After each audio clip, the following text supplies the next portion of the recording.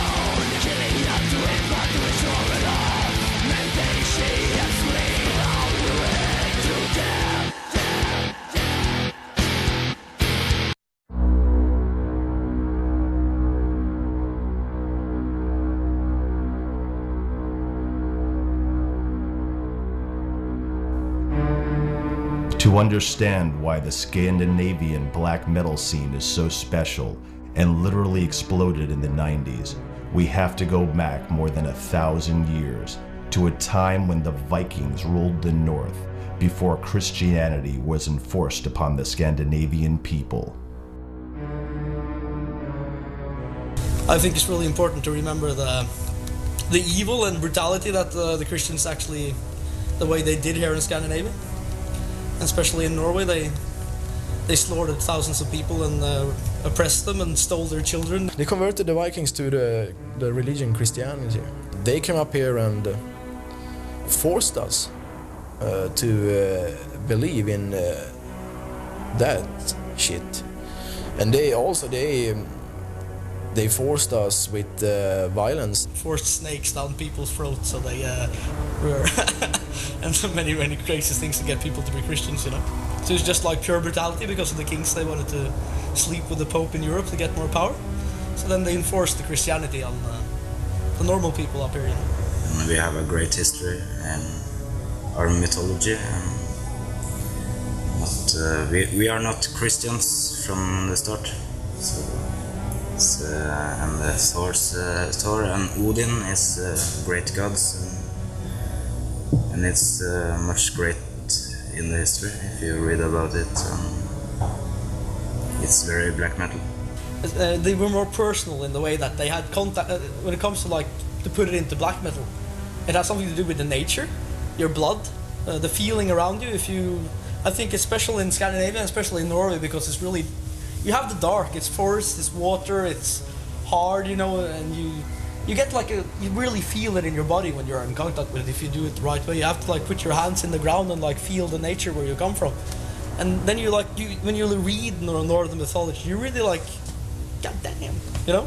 Those people, they weren't so bad. They had a really good idea about what respect is, honor, especially self-respect.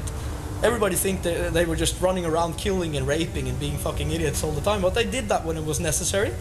Of course, they would pillage some monks and blah blah blah and stuff like that. But they had, when it came to like the normal people, they were like, if you respect me, I will respect you. If you don't respect me, I don't respect you. Of what life is. But to explain it is like, it's massive, you know, and it takes really long time. But that's why I think it has something to do with, especially for me personally in black metal. It's they're so more personal gods. And of course you don't believe in them in the sense, but you believe in the spirit of them, you know, like the heritage of them. I don't walk around and believe anything because I'm atheist to the bone. But I see things sometimes that I like, and it gives me a good vibe, you know, vibration and feeling. The Vikings were seafaring traders, warriors, and pirates who raided and colonized wide areas of Europe from the 9th to the 11th century. They were known for being brutal on their crusades. The Viking mythology was based on their own beliefs, their own gods like Thor, the god of thunder, and Odin, the warrior god. I don't know if you say the same thing in English, but in Norway we call it the polytheistic or poly, which means many gods. You have like Jehovah and crap from the Jews, it's like mono. So you have one god that controls absolutely everything. But when it comes to like Northern mythology, I think a lot of us feel more... It fits like the Scandinavian people better, I think. Heathen mythology is a big part of black metal. So are the symbols. The early days of black metal mainly consisted of upside-down crosses, goats' heads, and pentagrams. White witches, so to speak, they have it where the point is turning up to eternity, heaven, whatever. This one turns down to me. I am eternity. I am my own god. So that's what it represents for me. And the other ones are east, west, north, south. But the main thing is that instead of pointing up, you're supposed to turn to heaven and pray to the god. It points to me. Today we see more and more symbols from the Viking and heathen era, like the hammer of Thor. It's a symbol of a forgotten past, you know, like the Norwegian who walks in the street, you know, like they know as much as, you know, like they know nothing, you know, and these symbols are often, I think, when you go with these, you know, like people like, oh, Nazi fuck, and you know, like Hitler and all those guys use this stuff for that, you know, like for the power, and yeah, but I don't care, you know, it wasn't theirs in the first place, so people must see behind that, you know, like it was there 1,000 years before that, so I can't really stand for what the fucking guy did 60 years ago, you know, like he doesn't own these symbols, and so for me it stands for power and nothing else, and history. So I don't, because of course I don't believe in there is a god up in the sky who cracks his hammer and it's, you know, it's not that. 1,000 years later, many names, places, and stories from the old Viking mythology can be found within the black metal scene, both as band names, members, and in lyrics. You can even hear old Viking tunes in some black metal. I think that lots of the Norwegian bands have inspirations from folk music, you know, like they have the elements of folk music. And that's ideal to make great black metal, you know. So Norwegian folk music or Swedish, or have these dancing notes, you know, like down to the lyrics, and that's great for making good black metal. When we are writing about this Nordic mythology, we don't mean it like the religion, we mean it like the way the Vikings chose to live their lives. The heathen mythology and anti-Christian beliefs are not the only things that have inspired the black metal scene, but also the nature and the climate.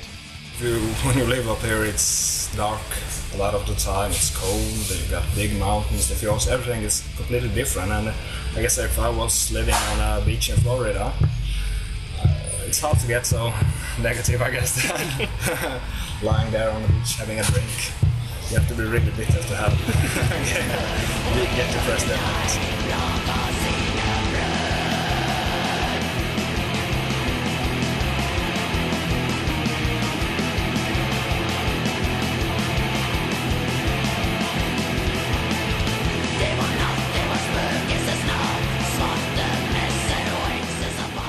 It influences you.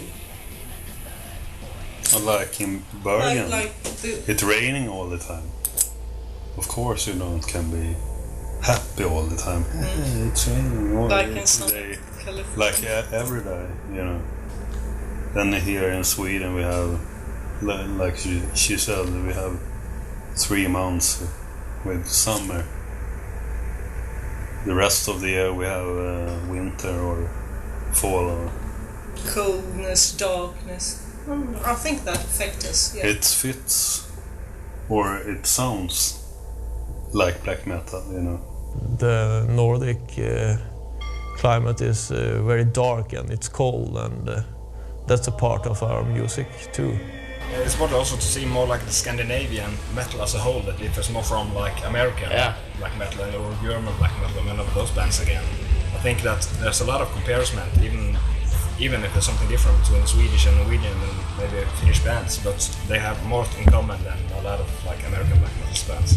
I think also if you go out and play in the States or Europe, you can see that the audience in Germany and Holland, and they have a very utmost respect for the Scandinavian bands. I think they have some kind of major position in the black metal or extreme metal scene in Europe, and also it's kind of exotic when we come to the States and play and people are going bananas. And so I think we've got, I don't know, the reputation of the Scandinavian music extreme metal scene is helping us a lot of doing the touring and all the festivals and stuff. It's quality, more or less. People always talk about the soul and atmosphere in old black metal, and you can really hear that because in new bands they don't have it. You really like when you listen to like A Blaze in the Northern Sky or Dark Medieval Times, or maybe even like Battles in the North with Immortal, though it's really more rock and roll type of black metal, I think. But you feel like, or definitely Emperor, in the Nightside Eclipse, you get like, it's almost like you are like in this at night, like in the woods, and like really getting the feeling of nature. It's like something really primitive about that. So I think like it's, if you take you have Northern mythology, you had the Satanism, you had getting away from the masses of the world, you know, like everybody follows a flock, they're in the sheep flock, they go to work, they drive the car, they're standing in queue, like, you know, they pay their taxes, and then when you're like 66, you are supposed to, like, then you can rest, you know, now you can die. So you wanted to get away from that, the whole fucking thing with social democracy, where everybody's the same and everybody loves each other all the time. And you went like into the forest, you had to leave, you know, so you went like into the thing where like, where do I come from, what am I? And then you really, that's why people don't make good black metal anymore like they did in the old days. They don't have like the really primitive type of, it's really special, it's like a philosophy that I can't explain. The Viking era and their heathen mythology ended when Christianity was forced upon the Scandinavian people back in the 11th century. 1,000 years later, the heathen gods would return in a new shape to get their revenge on Christianity.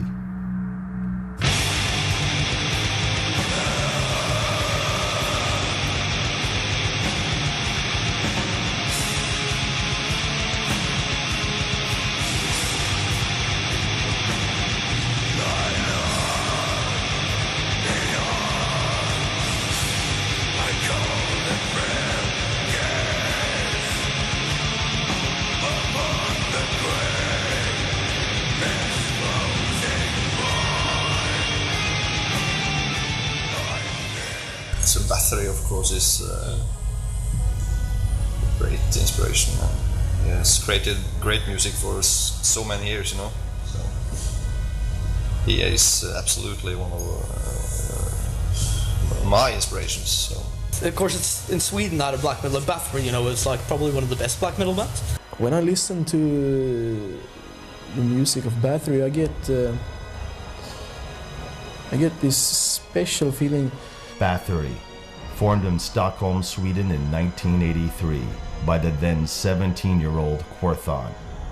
Quorthon is considered by many to be one of the most important persons in the creation of the genre black metal. Although Venom's album Black Metal was the first record to coin the term, it was Bathory's early albums, featuring satanic lyrics and a brutal vocal style, that gave life to the beast and a new genre was born, black metal. Bathory was to inspire many Norwegian bands which extended black metal in the deepest abyss in the beginning of the 90s.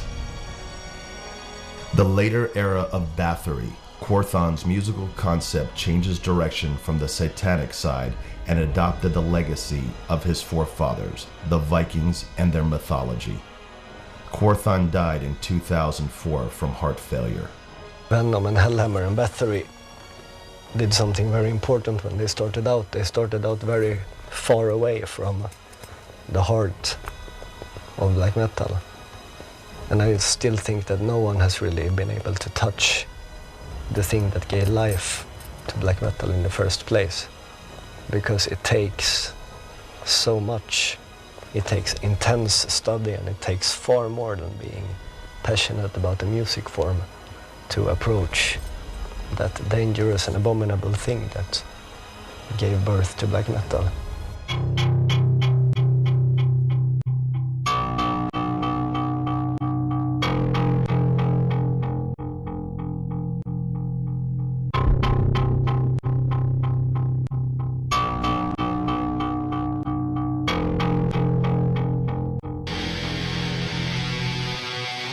But when black metal really started to take the course towards its darkest side was when Swedish guy Purring Olin, alias Dead, joined Mayhem in 1988.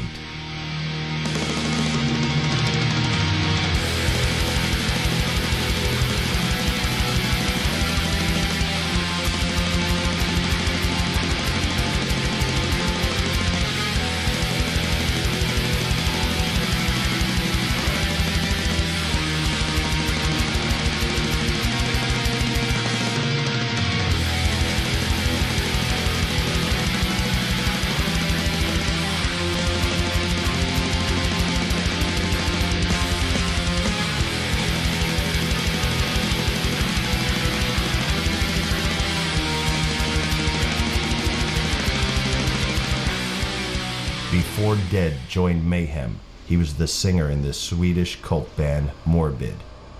A few weeks after Dead had joined Mayhem, Hellhammer also joined. Together with Austin Arseth, alias Euronymous, who founded Mayhem in 1984, the three lived in an old house outside Oslo.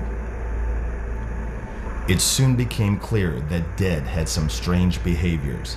He buried some of his clothes for months in the earth and brought them to the Mayhem shows where he wore the rotting clothes. During one tour with Mayhem, he found a dead raven, which he collected and stored in a plastic bag. He would often smell the bag before he went on stage, saying he needed to inhale the smell of death.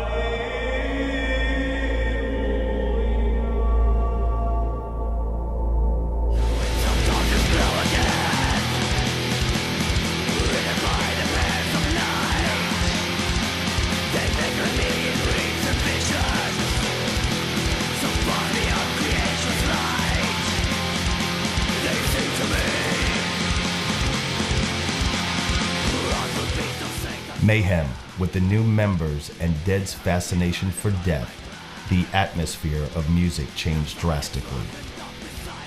After some live gigs, Mayhem started to work on their first full-length album, De Mysteriis Dom Satanas, though by the time of its eventual release, the two cornerstone members would not be alive. Shy, calm, depressive, weird, but also a nice person. That's how many describe Dead. He hardly had contact with humans, and he once said that he was not a human and that he did not belong on this earth. He knew that he would die soon. Dead wanted to play in his homeland Sweden, but it would never happen. On April 8, 1991, Dead killed himself at 21 years old. He first cut open his veins and then blew his head off. When Euronymous later arrived at the house and discovered Dead's body, he ran to the first shop he could find and bought a camera. He went back to the house and took pictures of Dead's body. One of the pictures ended up as the record cover on the Dawn of the Black Hearts album. Rumor has it that Euronymous had taken pieces of Dead's brain to eat it. However, Euronymous later said that he had not actually eaten any part of Dead's body, though he had intended to. Euronymous also claimed to have collected fragments of Dead's skull and sent some pieces to those he felt worthy. Amongst those rumored to be in possession of such pieces are the members of Swedish black metal bands Marduk and Abruptum. Dead's suicide affected Necro Butcher so much that he took a break from Mayhem. In Dead's and Necro Butcher's absence, Attila now handled the vocals, and Burzum man Varg Vikernes alias Count Grishnak took over the bass position in Mayhem.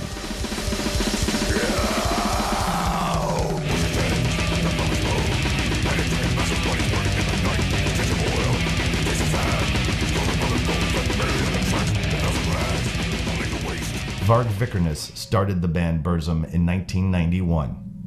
Burzum was mainly a one-man project and has played a key role in musical development of black metal. But Vikernes was soon to become notorious for other acts within the black metal scene. He was one of the first to take the ideologies of black metal from words into action and to declare war against Christianity. 1992. The Fantovstave Church, one of Norway's architectural treasures, dating from the 12th century, was burned to the ground. And throughout the years, more than 80 churches in Scandinavia have ended up in ashes. Vikernes was found guilty of several of these cases, and many more were directly connected to the black metal scene. Vikernes has stated that he was motivated by pagan ideology when performing these acts. Another reason for burning churches was to push back Christianity. Varg once said that his next album release would come with a lighter to inspire church burnings. I don't know what fucking happened, you know? It just exploded. If it wasn't for the church burnings and that stuff, black metal wouldn't be so big either, so... They can do whatever they want. I don't give a fuck if they burn down this fucking church. Is that it's an uproar against Christianity in Norway, and Norway was forced to become a Christian country 1,000 years ago, and this was a statement that they wanted to take Norway back and get rid of Christianity. I guess that's their statement I've seen the most, but it would be wrong for me to tell what was their intention anyway. I completely respect what these people did, definitely, as acts of their own will. But to speak of church burning as a way to defeat Christianity, I mean, the only Christianity they defeated was the last piece of Christianity within themselves.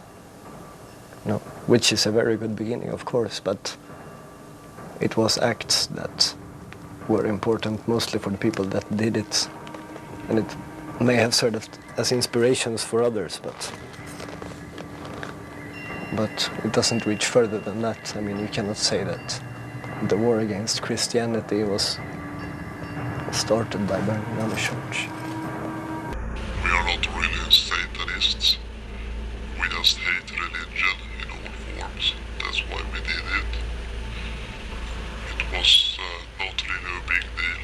We just took some gas, walked over to the church, and yeah, then we broke in the church, just kicked in the door, and then we poured like gas, petrol, all over the place. And then we just took up a lighter and put fire on the gas, petrol and everything, and got out from the church. We ran up to the forest, and watched the church burn down to the ground. Then the police and the firemen came after about 15 minutes, but then it was too late. The church has already burned down to the ground. There's nothing left, just ashes. Yeah, that's about it. No big deal. It's like pretty cool actually. And I promise you will see more anti-Christian activities in the near future. It would mean, if it happens in the black metal context, that people have started to write music again, that music that was able to manipulate the will of people or to lead people into action. And that in turn would mean that the forces that are evoked through black metal would have manifested on this earth. And that is, of course, very good thing, because it means that they were evoked with true devotion and with true passion, which is two of the most important things from writing this kind of music. Grave desecration was the next morbid act in the sign of black metal. On one occasion, one member from a Swedish black metal band was sent to jail for desecration of more than 200 graves. For a couple of years in the mid-90s, grave desecration happened in several places in Scandinavia. The Norwegian black metal band, Svarid, drew the media's full attention after a former member broke into a chapel and opened up coffins. But it was not a Satanist act, you know, like the other guys who went in the chapel with him, it was rap, hip-hop heads, you know, like, so it was just a freaky thing. They cut off the head of a dead man and brought the head to a party. It was a bet, I think. It was challenged, like a dare, you know, like you don't dare to do this. And he just, yes, I do. Yeah, we just like pulled up the cross from the ground and just thrown it away. Then after that we just went wild on the cemetery and kicked down the headstones and stuff like that. Threw stones at windows in the church. And I think it was also pretty good act. I think it was it was on the news and in the papers, and that's very good, because then hopefully people will wake up from the Christian hypnosis and realize that they have been living in a lie all their lives. Now, yes, as I told you, you will see more of this in the future. We will never give up the fight to defeat Christianity and their stinking religion, because religion sucks. Religion only creates war. Just look at all the countries in the Middle East and stuff like that. They're killing each other because of religion. That's, we think, bad. That's why it has to be defeated all over our planet. Vad var det som hände? Inte en aning. Vad fan är han?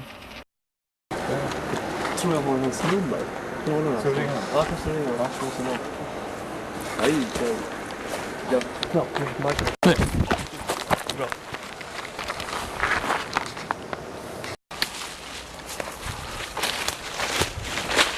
Olle? Ja. Vad är det där du är? Vad är det som händer? Vi har ingen aning. Vad försvinner? Det är helt sjukt. Vad fan tog du vägen? Jag vet inte vad som hände. Det small till. Jag hade 2 smällar. Sen var snubben borta. Du gick ju där. Och sen var du bara helt borta. Jag vet inte vad som hände. Det slocknade bara. Det blev svart. Ja. Det är riktigt läskigt nu. Ja. Jag vill dra. Ja, skojar, vi skiter i det här nu. Ja, vi skiter i det här. Helt klart. Jag kör ut en rygg på oss här.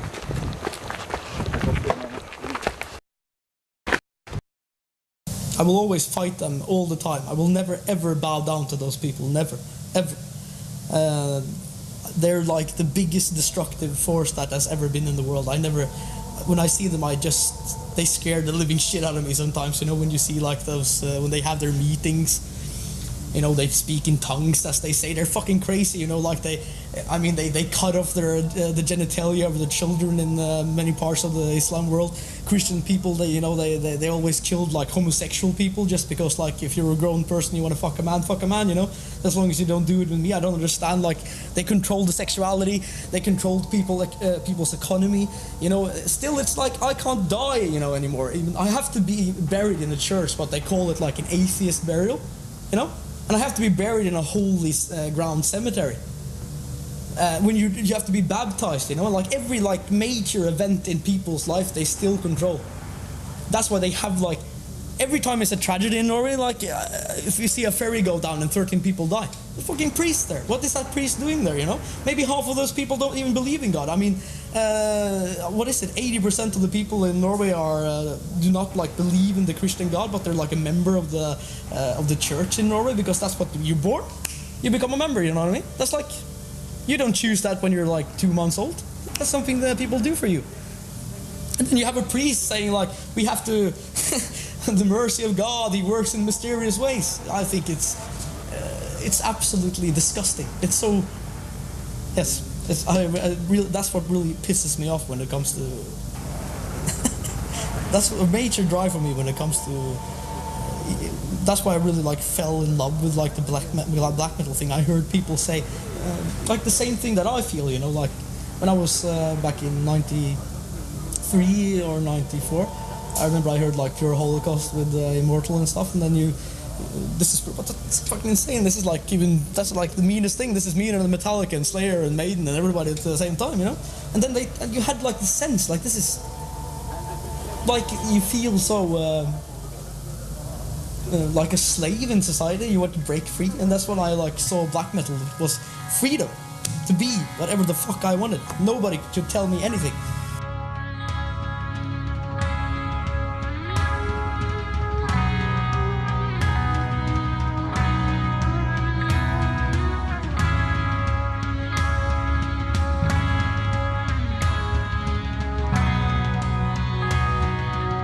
Religion to me is a very negative word.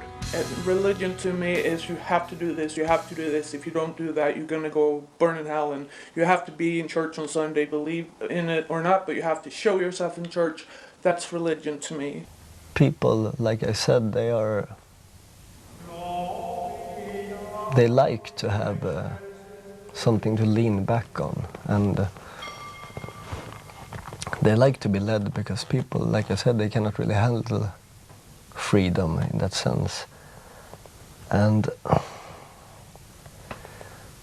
I mean, if I would be born in a prison, if I would be born in a prison pretty much unaware of what freedom was like, then I would not consider my prison guards as enemies. I would see them as the people who showed me what to do, and the people that were actually in charge, and I would probably pay respect to them. Yeah. And that, I think, is exactly what people do when they pray to their gods, and when they build their churches, they do it in honor of their people who are guarding their prison, and to the people that give them food, and the people that put up the rules that they are supposed to live by. And it's a comfortable life for them. You know? And it's easy to have someone it's nice to have someone to blame when something goes wrong. Christian people are like, they are the bad people, not Satanists, because they sit there and they can be so mean, and they can kill in the name of the Lord. But if you do it in the name of God, it's okay, right? I do not go out and kill people in the name of Satan, because it's not right to kill people. You don't do that. But if it's in the name of God, sure, go ahead. God will protect us because we're doing it in His name. And that is, to me, it's like you go to church on Sunday and you ask God to forgive you for your sins, and of course the priest says, "Oh, you have been forgiven." And then you go home and you act like an asshole and you're mean to your kids and you beat up your wife. Doesn't matter, because Sunday coming, and next Sunday you go to church and you ask God to forgive your sins, and please forgive me for beating up my wife and hitting my kids, and God forgives you, and then you go home and for next week you're an asshole again. To be a Satanist means to live in constant opposition and to live my life as a wolf rather than as a sheep.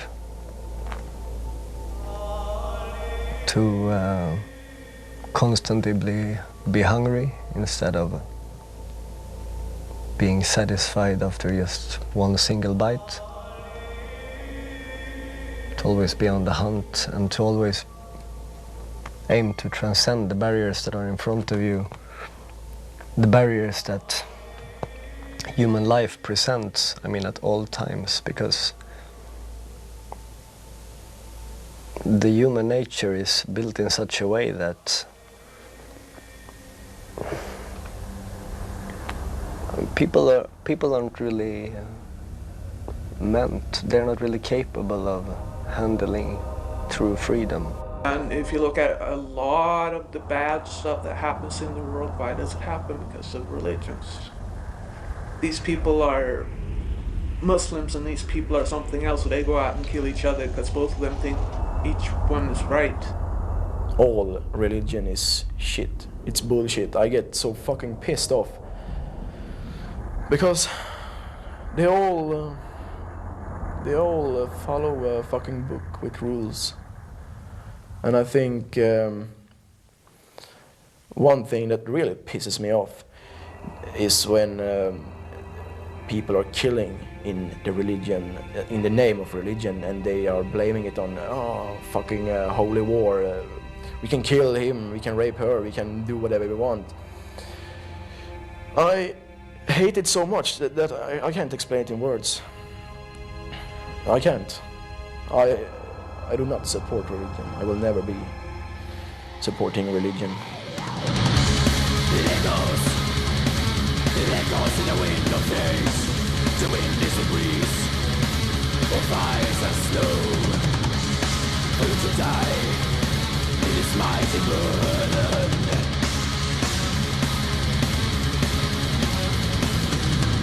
The calm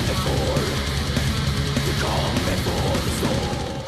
People I know lived in Florida by the time the Hurricane Andrew was coming, and they were telling everyone to leave, and they decided to pray to God for protection, and after they prayed they sat at home because God was protecting them, and bang, here comes Andrew and blew everything off the whole south of Florida.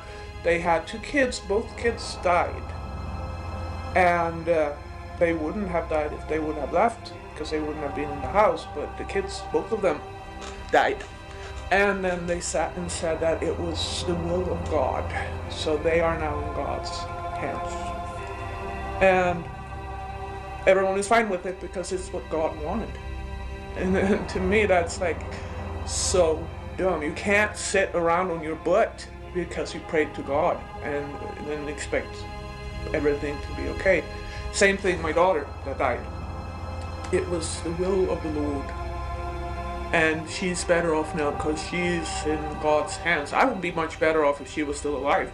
So, to me, all that is just get a life. Reality is not like that. You can't sit around and expect a God to take care of you. You have to take care of yourself. Satanism is like I left church about 15 years ago, and I read the Anton LaVey's Bible, and I found like that's sort of a way.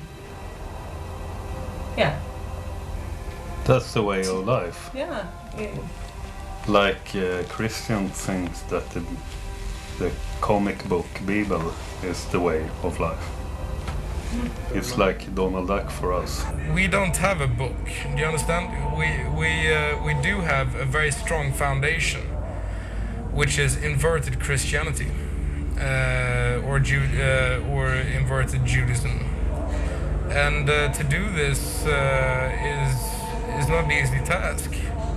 You come from one comes from different kinds of backgrounds, and one basically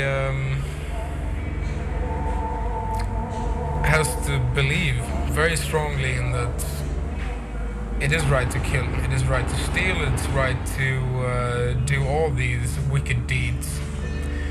And then when you realize that you do it for a higher power, that is when you are a devil worshipper. When you actually believe that you're a slave under a higher power, which is of evil, and that you do it that you do certain deeds in this way, only then have you understood that you're a seeing person, a seeing devil worshipper. There's lots of devil worshippers out there, but they don't see what they're doing. They don't understand it.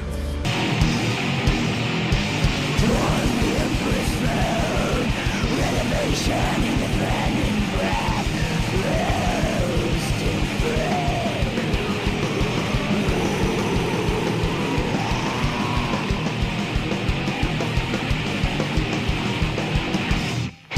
Kiss the rush, great to survive. Run to the bridge, tear off hands. Time for a moon and a shake crow.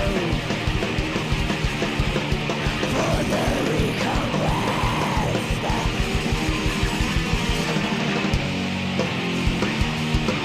Why the daylight's night is waiting. Not true and no, it's just driving. Why the daylight's night is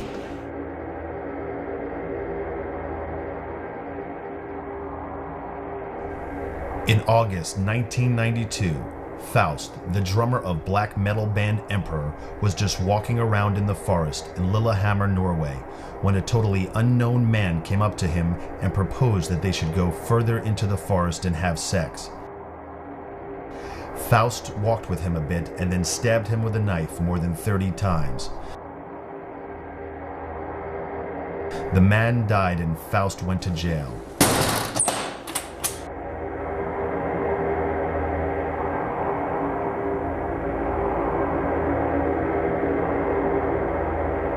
Another member from Emperor, guitarist Samuth, went to jail for church burning. A while later, another member served time in prison for grave desecration.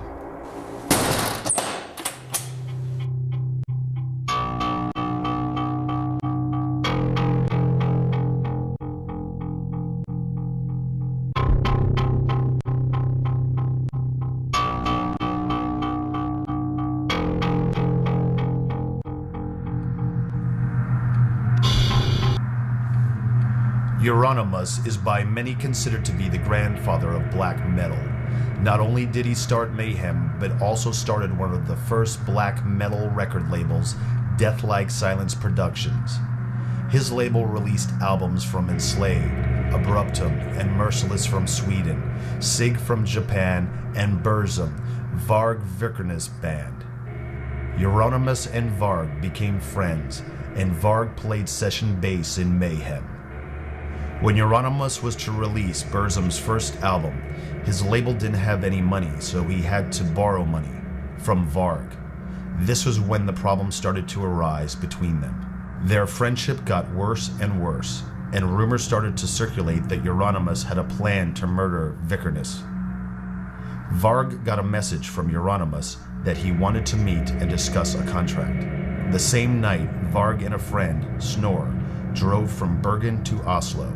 The drive takes about 7 hours, and they arrived at Euronymous' place around 3 in the morning. Euronymous lived on the 5th floor. While Snor had a smoke outside, Varg went up to the flat and rang the doorbell. Euronymous was asleep, but woke up and opened the door. Varg handed him the contract, but something went wrong. Suddenly, blades were flashing, and Varg was chasing Euronymous down the stairwell with a knife, stabbing him in the back.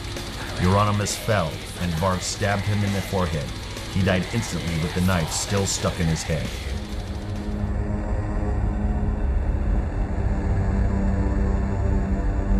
Varg almost got away with the murder, but was later arrested for manslaughter and church burning. He is currently serving a 21-year sentence at a maximum security prison in Tromsø, Norway.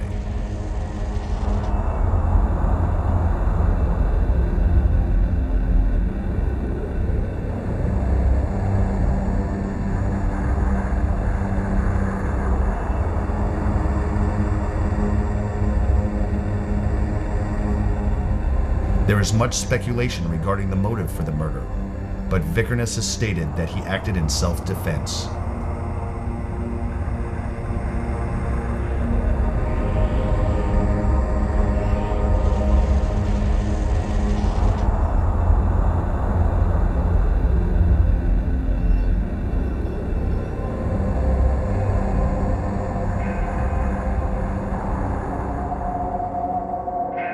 Black metal was now taken in a different direction.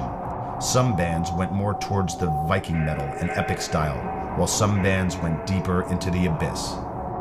In 1997, John Nordveit, the vocalist in the Swedish black metal band Dissection, was sent to jail for assisting in the murder of a homosexual man in Gothenburg. As John was a Satanist and played in a black metal band, the event got big headlines in the papers. When John was released from prison in 2004, he started up Dissection again, but now with a new lineup. In August 2006, John was found dead in his apartment in Stockholm. He took his own life in the name of Satan. Another notorious Swedish Satanist in the black metal scene is called It, because he is too evil to have a human name. It played in the band Abruptum, who got a record deal with Euronymous' label, Deathlike Silent Productions, back in the mid-90s. It was one of the leaders within what was called the Satanic Black Circle, part of the Swedish black metal scene.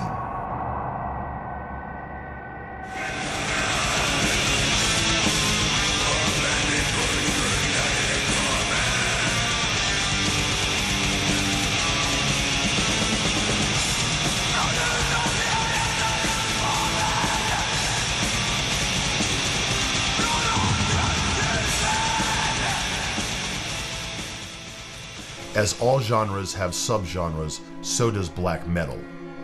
Viking metal, National Socialistic black metal, troll metal, and Christian black metal. I get sweaty when I think about it. I don't understand it. It's... No.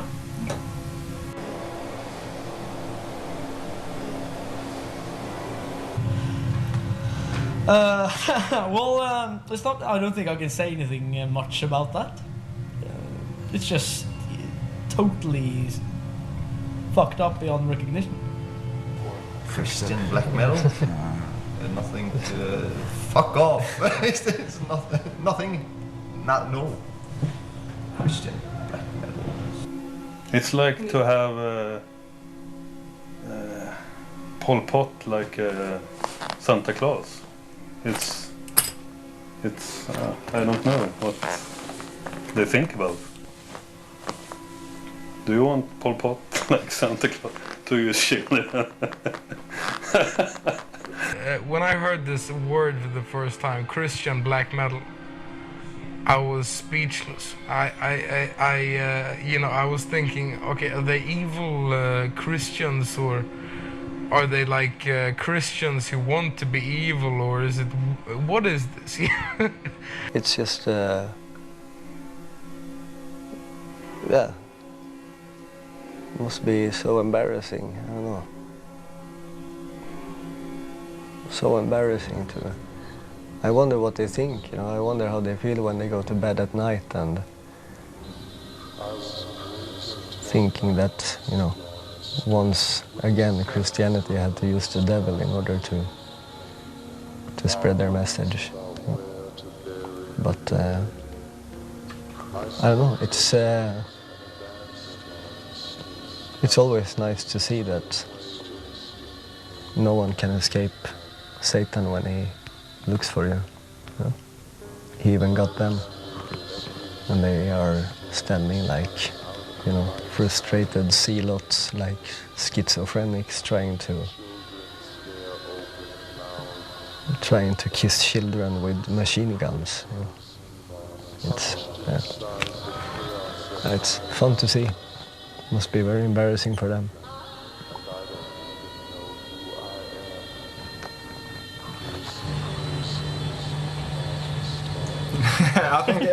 I think it pretty much sums it up at all. I don't understand it at all. Well, as I said, I don't understand the meaning of it, why they do it. But it's the same thing as if you're in Israel and you walk around like in Waffen SS uniform, you know, it's like people would put you in a psychiatric ward, and that's probably like the same opinion I have about Christians playing black metal. But I think it's like it's a really like smart move too to do it, maybe, because isn't that really smart to like, if we had something that has declared like war on what you believe in, and you take like the essence of what we have and you use it in your own ideology to make like to maybe chop a little bit off our legs, you know what I mean? It's a really smart move. But I don't think they have like a future in that sense. But of course then you go down to the music again. Of course, Christian people, they're probably metal fans too, so maybe they like the genre and want to play it. But they could play death metal and maybe other stuff. I don't understand if they play death metal either, maybe, but because I guess 99% of the bands there probably have the same opinions as we do in black metal.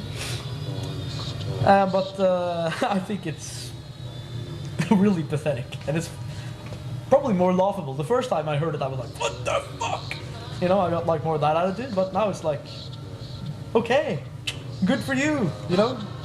There's something wrong with you. As I said, like a Jewish guy walking like, you know what I mean? It's like just the same. It's really insane. And it maybe makes you really a pathetic person, maybe, if you do it that way. But it's a good tactical move too, I think, if I want to think a little bit about it. At the bottom of the black metal genre list, there is an undefined genre. Maybe the darkest genre within black metal.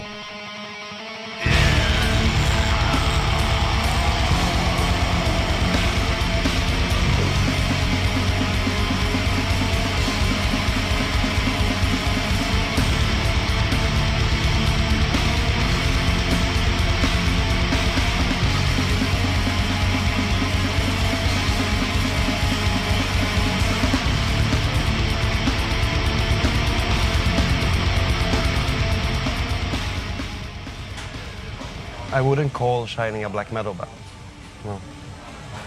Even though a lot of people do that, and we're probably more black than all the other bands out there, or at least most of them. The whole idea and concept about Shining is suburban misery, basically. To extract misery. And like, for example, what differs Shining a lot from other bands is that it's not a religious topic I'm extracting in the music and lyrics. What I do is basically take my own experience, and I live a very strange life right now. For the last years, as you probably can see on me, I have been destroying myself. And the whole object and the whole main thing about Shining is to learn people to destroy themselves as well, or force feed them with self-destructive and suicidal imagery and lyrics, you know. Jag ångrar ingenting, det säger sångaren i black metal-bandet Shining efter helgens konsert i Halmstad. Kritiken har ju varit hård mot konserten där sångaren bland annat skar sig själv med rakblad som sedan delades ut till publiken. Of course I gave them razor blades. The whole intention of Shining, as said, is to hurt. But I think a lot of people misunderstood Shining, because when I started the band, I came with this foolish idea to call it suicidal black metal, which resulted, of course, in loads of bands using that same thing, you know. The problem is that they completely misinterpreted the vision, you know, because it's not about expressing anxiety or, like, you know, trying to use the music as some kind of therapy bullshit. And it's not about teenage angst or stuff like that. It's about force-feeding people with this. The Shining's aim is to hurt, you know. And that is what loads of these people have misunderstood. And that sucks, in a way. I think it's good that they follow in our footsteps, but it's really bad that they are, you know, misinterpreting it. Because there's so much potential out there. And I would rather see Shining giving birth to bands who want to give birth to future psychopaths, you know? A future breed of people who believe in the destruction of man. People are not really ready for a satanic prophecy when they haven't even begun to realize that how the world is built, you know. What we present with Watain is a symbol of our beliefs and reality as we see it. If you die warm, flesh and blood, for I have seen your structure clear, and I know where to stand, right in the heart. There shall I place my dagger, not surveil my sight, of the thickness of the mysteries.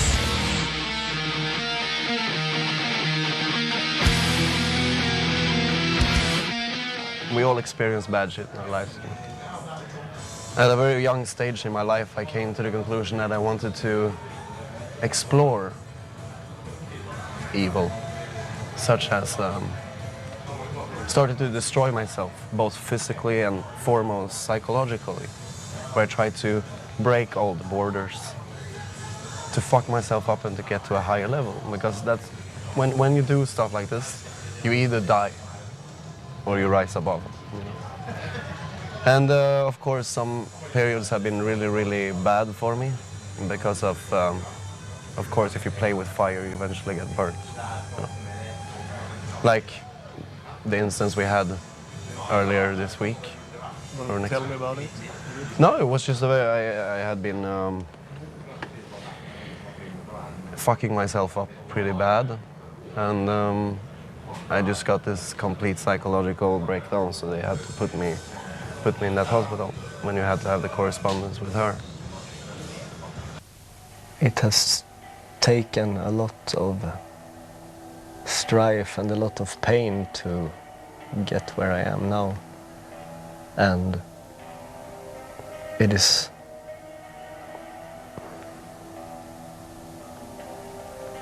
simply a bit too hard and a bit too time craving and a bit too tough to even start to think, because it is, I know, very comfortable to just let life rule you instead of the other way around. I mean, that's what we are, that's what humans are here for. You know? But, I don't know, seeing the things that I've seen and knowing what I know, it's just, there is really no way back. I mean, people ask, like, yeah, but wouldn't it be nice just to give up all this madness and to, you know, get back to a normal, regular life? Yeah, nice, I don't know. I mean, once I open my eyes, I have no reason to close them. And that is where I am at now.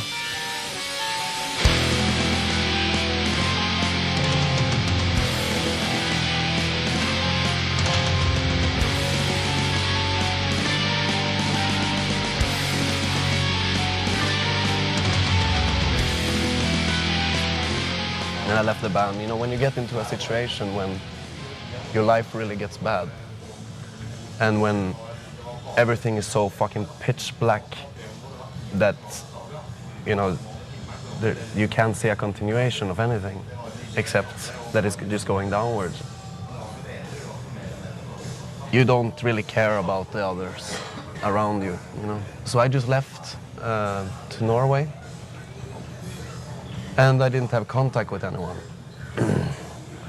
which resulted in speculations and blah, blah, blah, blah, blah, because, you know, every fucking kiddie who sit with their fucking computers have access to all these message boards and stuff like that. They sit and discuss, you know, these things, and all of a sudden our manager had to post a statement about it, but he never said that I was dead. But for all these mongoloids who don't understand English or who don't understand common sense, they thought that I was dead, you know, or that I faked my death or blah, blah, blah. But it was just a mere question of survival, you know, because I wouldn't have survived if I stayed in Halmstad for many, many reasons. And this, when I found out that the band was going to do this ceremony show, you know, like a last thing, I talked with Attila. And I told him that he should come up and, like, you know, try to fool the band or something, that he's this vocalist. And they actually fell for it, I think. It was fun. But then it was really bad reactions when they knew that it was me who come out later, you know.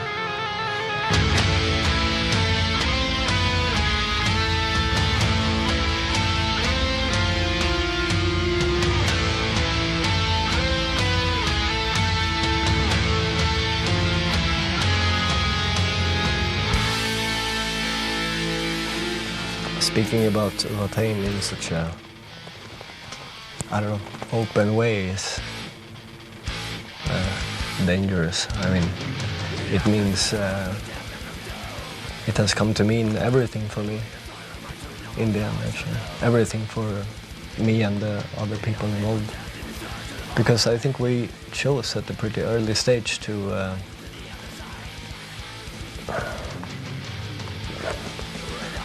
you know, stop bullshitting around and stop, you know, just having it as a hobby. Just pretty much after 1 year we realized that, I mean, either we do it or we don't, because at the time when we started out, that was 98,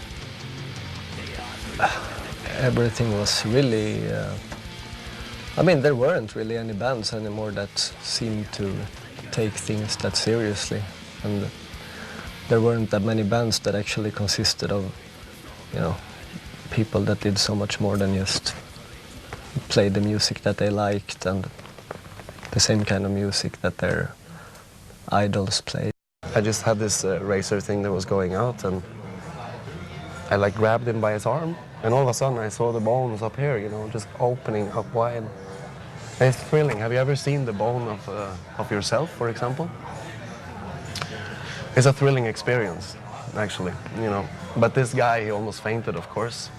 It was kind of a tragic tour, because we did only like 10 shows and it was 6. I think 6 visits in total to emergency hospitals in different countries, you know. Mostly him, actually. Because one time also we played in Germany, I cut his leg open and I tried to get the flesh out to feed a whore that was standing and looking at him. She looked hungry, so I took this little flesh thing and I put it in her mouth. You know. Of course, the stupid bitch spit it out. I think I met like 3 or 4 women during my entire life that has actually been worth talking to. The rest should just be killed. But we all play with darkness in some way, of course, but I don't know, the level it has come to now is so intense that I'm not really certain if I will manage too long of it, actually. But I try to balance it, you know, because this world can't lose me. I'm the best thing that ever happened to this world, you know. I'm here and people get hurt. And it's wonderful.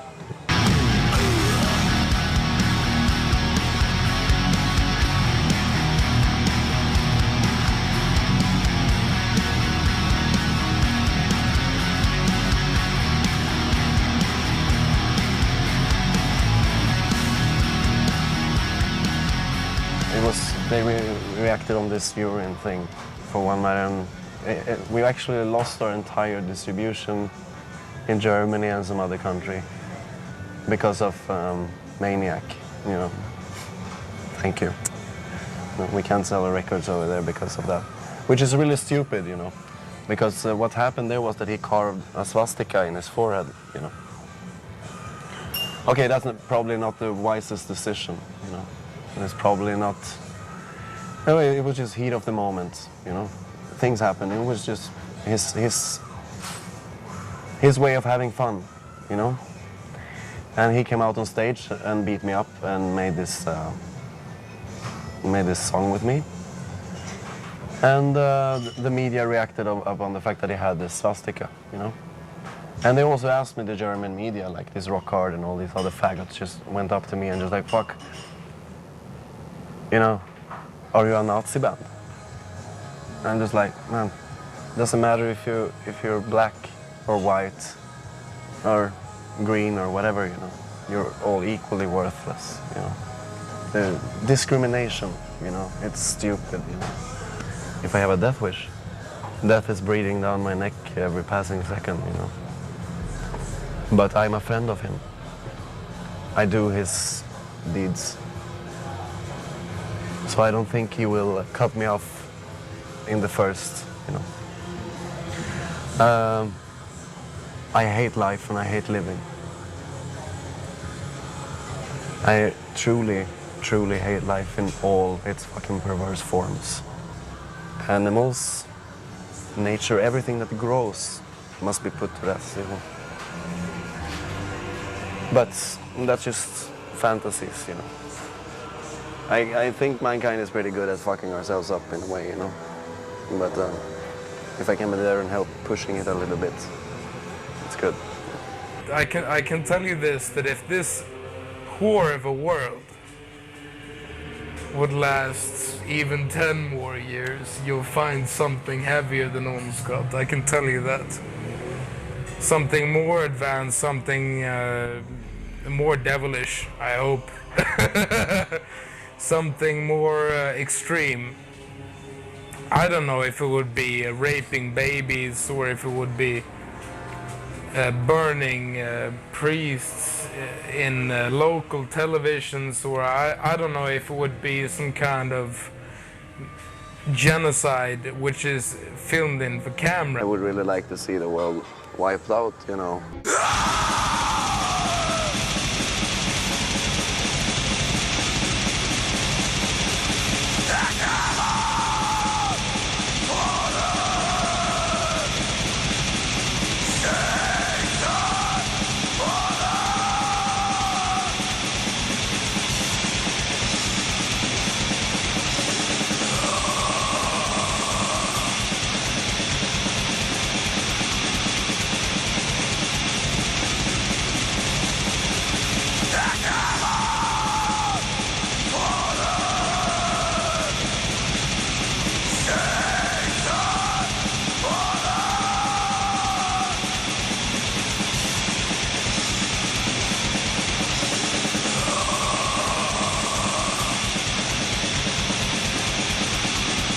Like the black metal scene, there's some really, really good bands, especially here from Sweden.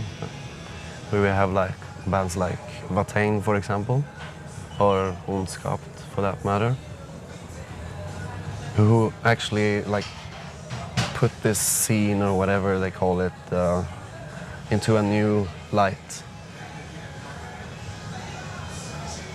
It seems like people actually get afraid again, you know, in a way. And I think a lot of that has to do with Watain.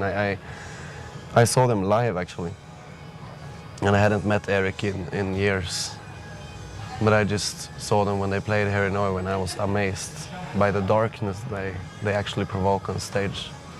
Like Watain is for real, you know. They often refer to us as a band that do things, you know, to the extreme and over the top. And I don't know, to me that's really the only way to do this kind of thing, because there is no halfway of doing this. Either you do it or you don't.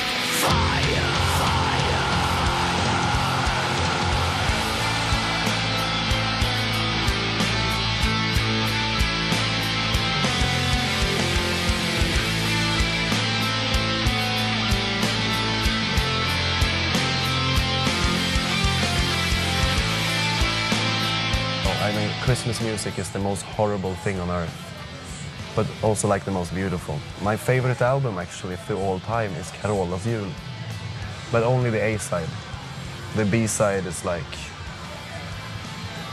it gets too much. Children singing and Runa comes in, you know. But the A-side, I highly recommend it, you know, to anyone, you know, because of the fact that just look at the fucking suicide rates on Christmas Eve, you know. So maybe we'll do a Christmas album one day. Would that be odd? Then it takes far more than being passionate about a music form to approach that dangerous and abominable thing that gave birth to black metal. And that is the only relevant evolution of black metal as I see it. Bands that, instead of copying what others did before, try instead to dissect it and to understand it in order to bring it even further down. And that is just the opposite of what most, you know, famous bands do these days, because they're just living off the old blueprint, and it doesn't. After 20 years of black metal on this earth, it doesn't really work to do that anymore. You need to take things a step further, and that is what we are doing. Because there's something really wicked going on, which I think many of the Swedish people are responsible for, and thank God for that. Black metal has inside of it an incredible potential. It's a primal magical force to me that it was evoked by these early bands and brought into the world. And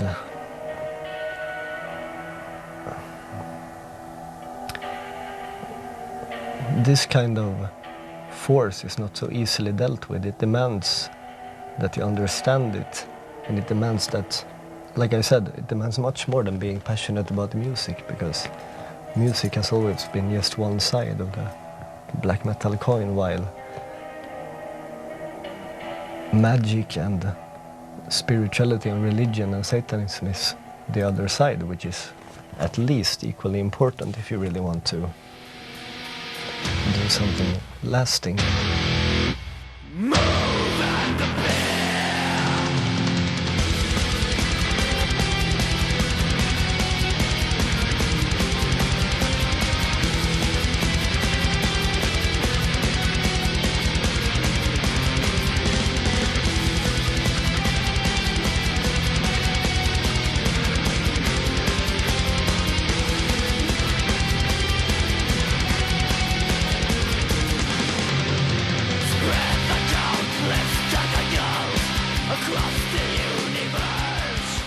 But you're going to a peak, and especially, I always say to people, use a condom, definitely. Stop having so many children. We have to really stop this, because if it comes to 12 to 13 billion people living on this planet, you're not going to have anything but people. And people are okay to a certain degree, but when it comes, you know that too many people is the most disgusting and terrible thing that is in the world. You see cities that are so big now that they don't even have clean water. They have to shit in the street, you know, because everything is going totally out of control. And I don't know. I think it's. I don't think you should overestimate yourself as a human being. That, I think, is my message to everybody. Don't think that you're so fucking special just because you can read or write or something like that and have a conversation. You are probably one of the most parasitic beings that exist in the world, sucking life out of everything that you come near all the time. I really believe that in real life history, and I think people should read more history to be aware of the past, because people tend to make the same fucking stupid mistakes over and over again. A human being is an evil entity in a way, but in a bad way, you know, because it's life. The way these sick human beings behave is that no one wants to see a car crash, apparently. But as soon as it happens and you see the blood and these guts and limbs are all over the fucking street, they can't stop fucking looking because they have this morbid curiosity. If people want to pay respect to black metal, they should live by what it wants from them. I mean, being into black metal and playing black metal demands a lot, and the first thing it demands is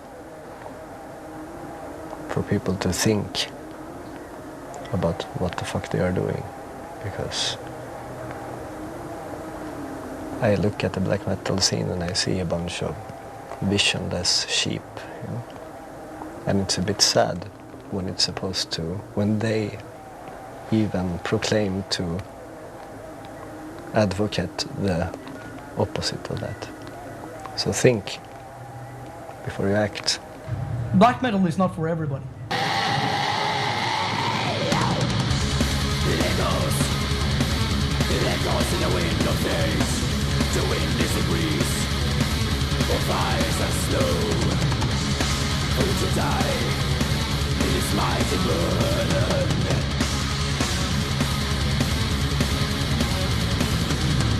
The calm before the storm.